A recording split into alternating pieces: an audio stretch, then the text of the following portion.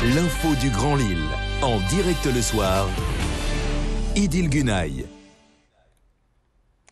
18h, bienvenue dans l'édition du soir sur Grand Lille TV en ce mardi 8 mars, veille de cette grande journée de mobilisation prévue partout en France, mobilisation sociale. Des manifestations auront lieu donc dès demain, notamment chez nous à Lille aux alentours de 13h, et nous serons en direct de ces manifestations avec nos journalistes sur place aux côtés des manifestants, qu'ils soient retraités, étudiants, salariés du privé ou du public ou encore demandeurs d'emploi.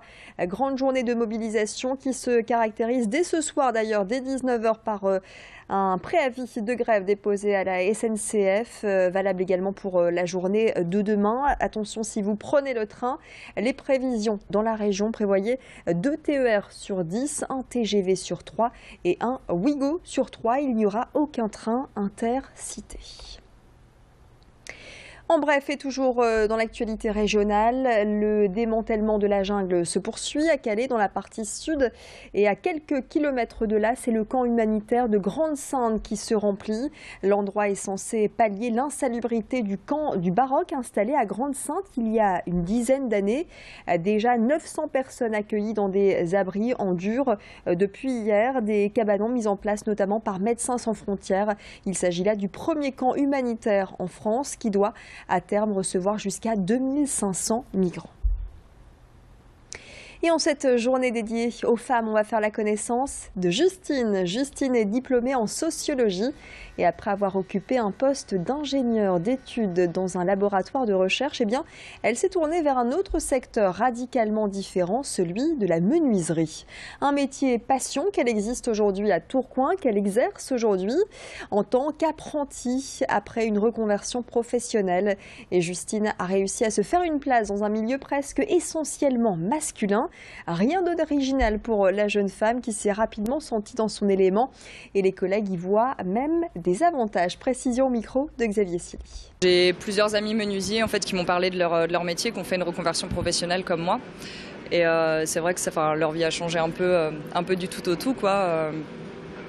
Et ils étaient vraiment passionnés par ce qu'ils faisaient, ça m'a donné envie. Donc je suis allée visiter un petit peu des ateliers de menuisier, j'en ai discuté autour de moi, et c'est vraiment venu petit à petit. J'avais pas spécialement d'a priori, c'est plutôt les autres finalement, les gens qui sont pas dans ce milieu-là qui me disaient mais t'as pas eu des craintes, le fait de travailler avec des hommes, d'être dans un milieu très masculin. Et non, c'est vrai que j'ai jamais vraiment forcément eu de crainte par rapport à ça. Et voilà, ça se passe très bien avec mes collègues. C'est vrai qu'au début, quand j'ai su qu'on allait avoir une apprentie fille, j'appréhendais un petit peu de savoir comment ça allait se passer et tout ça. Et en fin de compte, ça se passe vraiment très bien.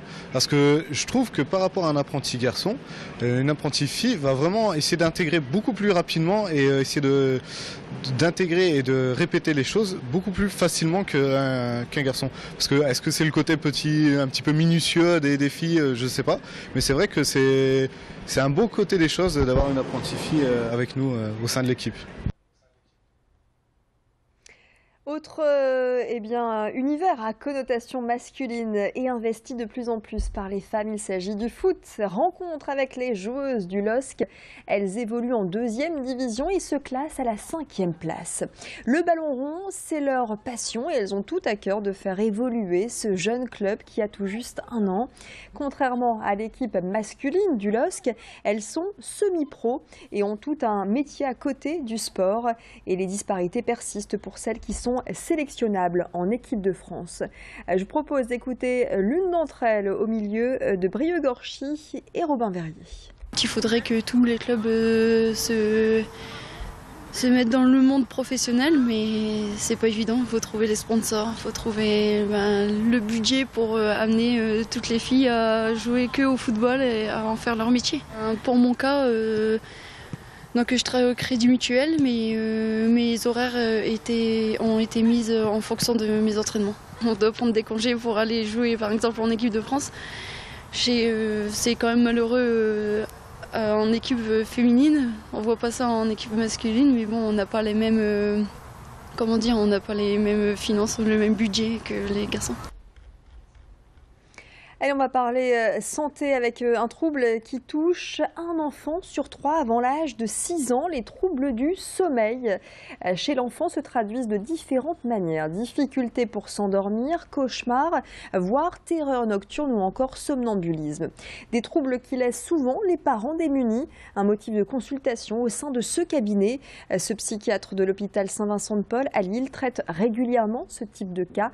Le stress, l'excitation via les écrans de smartphone ou encore des boissons trop sucrées juste avant le coucher. Autant de facteurs aggravants. Et pour remédier aux troubles du sommeil, plusieurs solutions existent, notamment la relaxation. Et oui, se détendre et diminuer le niveau sonore au sein du logement à l'approche du coucher en est une. Explication complémentaire au micro de Fanny Bourdieu. Quand il y a des cauchemars à répétition comme ça, ce sont des enfants qui peuvent avoir peur d'aller dormir, donc il y a une opposition au coucher. Ils peuvent avoir après peur, ils anticipent qu'ils vont faire des cauchemars, donc ils ont peur d'avoir peur. Et en règle générale, quand les enfants sont paniqués par le cauchemar, la base de sécurité, ce sont les parents, donc ce sont des enfants qui appellent les parents. Et pour les parents, je veux dire, avec la répétition, c'est très fatigant, très éprouvant, quoi. Qu'en est-il des prévisions météo pour ce mercredi, cette journée de mobilisation sociale? On voit ça tout de suite dans le bulletin météo complet avec la tendance jusqu'au week-end. Belle soirée à vous tous sur Grand Lille TV.